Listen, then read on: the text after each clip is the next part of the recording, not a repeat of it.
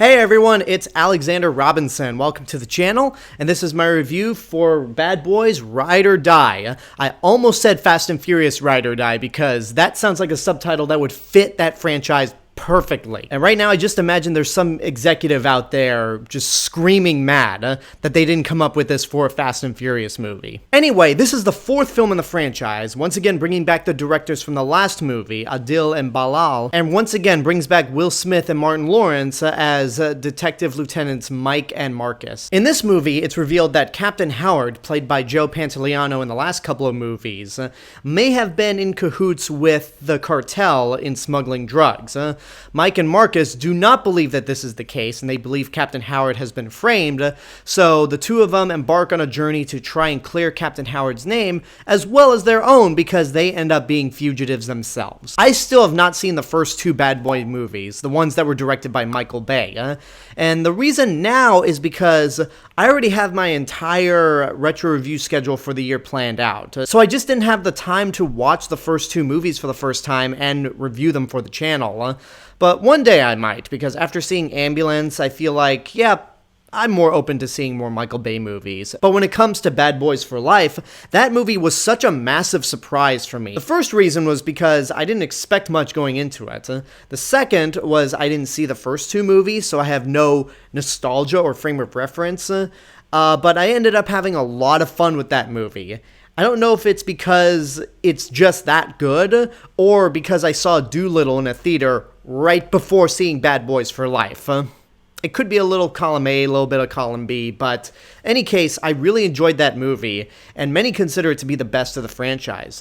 So when it comes to Ride or Die, if you like the last movie, then you're going to like this just as much. And for me personally, it's fun, and there are a few elements that I think are improved from the last one, but I also didn't enjoy this one as much as I enjoyed the last one. One of the things that I found to be an improvement in this movie over the last one were the action scenes, more specifically in the way they were shot. The cinematography in this movie is just insane, especially when you get to that big shootout at the end of the movie, because you've seen this video floating on Instagram, but there's a behind-the-scenes video of Will Smith manning a camera that's mounted to him to where it's facing him, and then he flips it to basically look like a first-person shooter. It looks really cool in the movie, and there's a lot of drone shots throughout. Like, the camera is just zooming and zipping all around these tight corridors and in several places that is a lot of fun, and I would imagine that the directors got a drone from Michael Bay as a Christmas present, because we all know how nuts Michael Bay went with drones and Ambulance. I also enjoyed how some characters from the last movie get a little more to do, like Vanessa Hudgens and Alexander Ludwig. Even though Alexander Ludwig, I think, is kind of bland, these two characters were more background in the last movie. So I really do like how the two of them actually got more to do. Will Smith and Martin Lawrence still work really well together. Their camaraderie is just fantastic. The humor mostly works. I say mostly because there's a subplot involving Martin Lawrence's Marcus where he thinks he's just invincible. And there are points where it can be funny, but also there were points where the movie tried too hard to milk this for comedy, and I don't think it really played into the actual story itself. It's a big moment that happens in the movie, and then nothing's really made of it. To be honest, the biggest laugh I had in the movie came in two places. The first was this really weird extra that just pops up for a bit and does the most over-the-top shoulder shrug I have ever seen in a movie. Like, he just walks into frame, Martin Lawrence addresses this extra, and the extra's like, and then just walks away. Like, that got a huge laugh out of me. The other involves Marcus's son at the end of the movie. There's a scene earlier on where his son gets to be a total badass and partakes in a really great action scene, which leads to a great joke that finishes the movie, and that got a good laugh out of me. And then, of course, Will Smith is just as charismatic as ever, which brings me to the small elephant in the room.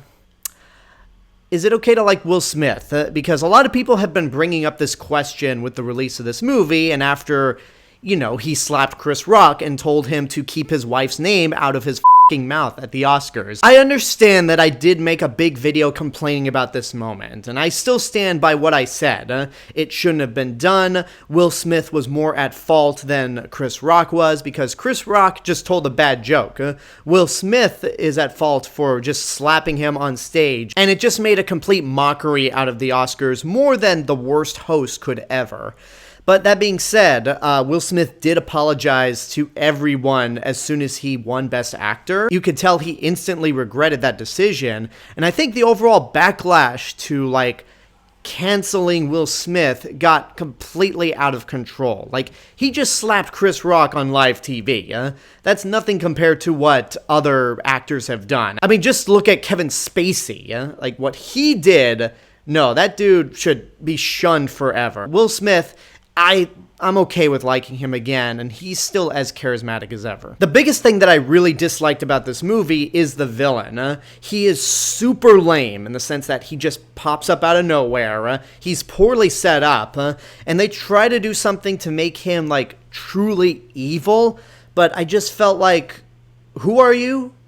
Are we supposed to know you in a past life, or did he pop up in a movie somewhere? And I checked, this character and the actor Eric Dane have not appeared in any of the other Bad Boys movies, so if there was a weak spot in this movie, it's him, and it's a big one. But at the end of the day, Bad Boys Ride or Die is still very much a fun movie. The action kicks ass, the characters are fun, and the actors all have great chemistry with each other. It's really good, it's just not great. I didn't find this one to be as personal in terms of its story, or as, I guess, meaningful as the last one was.